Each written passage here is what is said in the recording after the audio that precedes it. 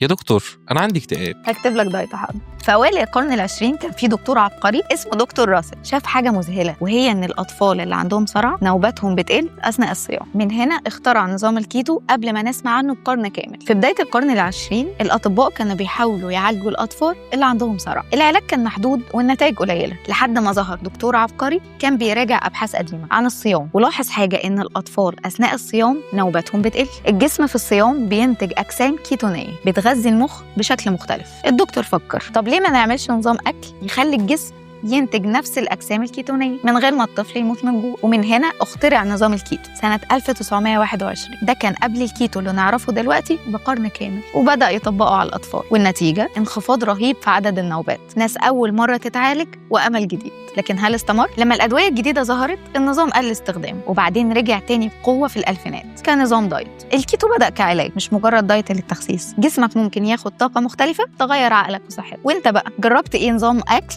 حسيته انه غير طاقتك ومزاجك؟